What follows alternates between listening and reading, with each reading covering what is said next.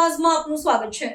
ફરજ પર બીએલઓની કામગીરી વખતે એક મહિલાનું હાર્ટ એટેકથી મોત થતા વડોદરા શહેર કોંગ્રેસ દ્વારા પરિવારને ન્યાય મળે તે માટે આવેદનપત્ર આપવામાં આવ્યું। વડોદરા શહેર કોંગ્રેસ દ્વારા એસઆઈઆર પ્રક્રિયામાં ફરજ બજાવતા મોતને ભેટેલા સહાયક બીએલઓના પરિવારને ન્યાય બાબતે તેમજ એસઆઈઆરની અટપટી પ્રક્રિયાની સમયમર્યાદા વધારવા સહિતના મહત્વના મુદ્દાઓ પર ભારે સૂત્રોચ્ચાર સાથે કલેક્ટરને આવેદનપત્ર આપવામાં આવ્યું, જેમાં ઉપસ્થિત ઋત્વિજ જોશી, પ્રમુખ વડોદરા શહેર કોંગ્રેસ સમિતિ, વિપક્ષ નેતા ચંદ્રકાંત શ્રીવાસ્તવ, ભથ્થુભાઈ, કાઉન્સિલર જહાં ભરવાડ, કાઉન્સિલર પુષ્પાબેન વાઘેલા, મહેશભાઈ સોલંકી, ચેરમેન વડોદરા શહેર કોંગ્રેસ સમિતિ, અનુસૂચિત જાતિ વિભાગ તથા મોટી સંખ્યામાં મહિલા કાર્યકર્તાઓ ઉપસ્થિત રહ્યા હતા।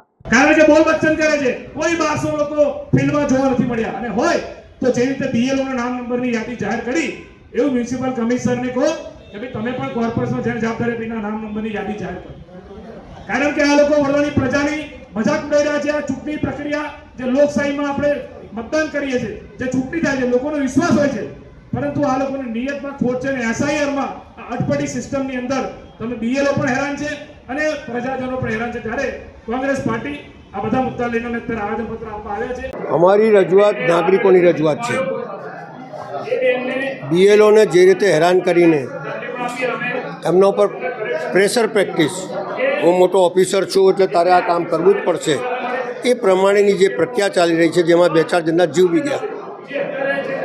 સવાલ એ છે કે તમે આધાર કાર્ડ કાઢ્યું તે વખતે ડોક્યુમેન્ટ્સ નહીં લીધા, તમે રેશન કાર્ડ કાઢ્યું તે વખતે ડોક્યુમેન્ટ નહીં લીધા, જુદા જુદા કાર્ડો કાઢો છે એમાં ડોક્યુમેન્ટ નથી લેતા, એ ડોક્યુમેન્ટ્સનો આધાર નથી લેતા, જુદા જુદા આ સરકારી તંત્ર જે બીએલઓ આવે છે ને એમને બી પૂછો કે તારું 2002માં મતદાર યાદીમાં નામ હતું તો એ નહીં બતાડી શકે। તો નાગરિકો જે ઝૂંપડપટ્ટીમાં રહે છે, જેને કશી ખબર નથી, એવા નાગરિકોને તમે પૂછવા જાઓ છો, અને 2002માં જેને મતદાન કર્યું છે એને બી કહે છે તારું મતદાર યાદીમાં નામ નથી।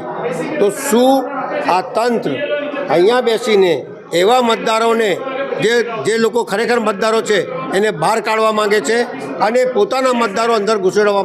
કારણ કે ખેસ પહેરીને જ્યારે તમે લોકો પ્રવેશ કરતા હોય, લોકોને આવવા દેતા હોય, અને કોંગ્રેસ પાર્ટીવાળાને કંઈ આવવા ના દો તો એનો મતલબ સીધો દેખાય છે કે તમે સત્તાધારી પાર્ટીના જોડે સંકળાયેલા છો, એટલે જ કોંગ્રેસ પાર્ટીના તમામ મતદાતાઓને હેરાન કરી રહ્યા છો।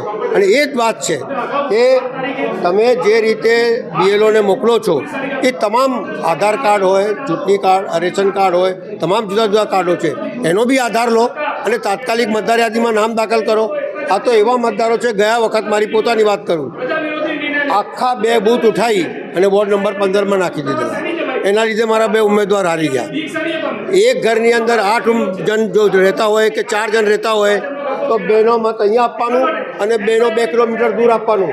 આ રીતે હેરાન કરી અને મતદાર કરવા ના જાય એ પ્રમાણેની એમની સોચ, એમની વિચારધારા, અને એના લીધે મતદાન ઓછું થાય અને આપણે એ લોકો મતદાર યાદી ના જાય તો બોગસ વોટિંગ થઈ જાય છે।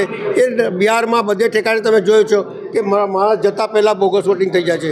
એટલે આ પ્રક્રિયા એમને એમના સત્તાધારી પાર્ટીને જીતાડવા માટેની આ પ્રક્રિયા ચાલી રહી છે, લોકોને હેરાન કરવાની ચાલી રહી છે।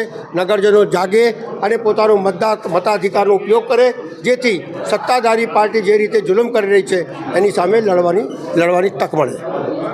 વડોદરા શહેર કોંગ્રેસ દ્વારા રજૂઆત કરવામાં આવી છે, જે અમે ઓલરેડી 7 નવેમ્બરે, 12 નવેમ્બર અને 19 નવેમ્બર આ 3 દિવસ અમે ઓલરેડી આ રજૂઆતો કરેલી, લેખિતમાં અને મૌખિક। તે છતાં સરકારી તંત્ર દ્વારા એમાં ધ્યાન આપવામાં ના આવ્યું, જેના કારણે જે વડોદરાના સહાયક બીએલઓએ જીવ ગુમાવવો પડ્યો, એ બેનને જે હાર્ટ એટેકથી જીવ ગુમાવવો પડ્યો, કારણ કે ઓછા સમયમાં વધારે કામની માંગણી સરકાર દ્વારા કરવામાં આવે છે। આજે મોટાભાગના બીએલઓ મહિલાઓ છે, બહેનો છે, એ બેનને ઘરનું કામ કરવાનું, સ્કૂલનું કામ કરવાનું અને આ સરકારી કામ પણ કરવાનું। તો આટલો બધો વર્કલોડના કારણે આવા હાર્ટ એટેકના બનાવ બને છે। જે ઉષાબેન ગુજરી ગયા, એમના પરિવારને તાત્કાલિકમાં જે આર્થિક સહાય, સરકારી લાભ મળવા જોઈએ।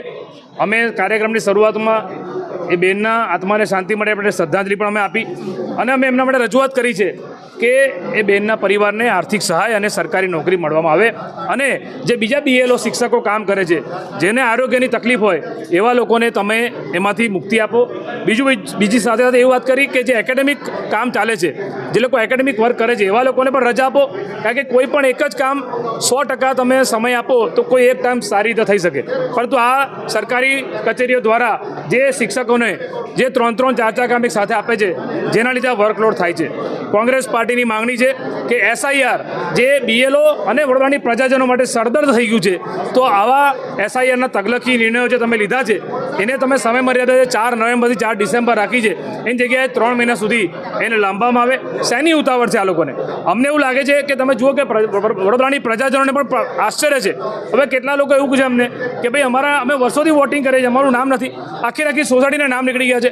હવે BLO એના માટે જવાબદાર નથી, પરંતુ સરકારી તંત્ર, આ લોકો તો બધા AC કેબિનમાં બેઠા છે, BLO ફિલ્ડમાં કામ કરે છે, તો BLO અને પ્રજાજનો વચ્ચે આ લોકો ઘર્ષણ કરેલા છે, જેનો ભોગ BLOને બનવું પડે છે અને પ્રજાજનોને પણ હેરાનગતિ થઈ રહી છે. ત્યારે સમય મર્યાદા વધારવામાં આવે અને SIRની કામગીરી પર અમને બધાને સવાલ છે કે શું તમારે આવનારી કોર્પોરેશન ચૂંટણીમાં SIRની મતદારથી પ્રમાણે ચૂંટણી કરાવીને તમારે આ કોર્પોરેશનમાં ગડબડ કરવી છે?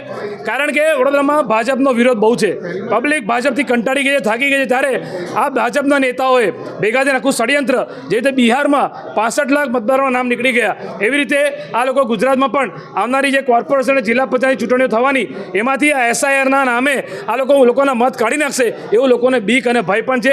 આ તમામ બાબતે અમે વડોદરા શહેરના કલેક્ટરને આવેદનપત્ર આપ્યું છે.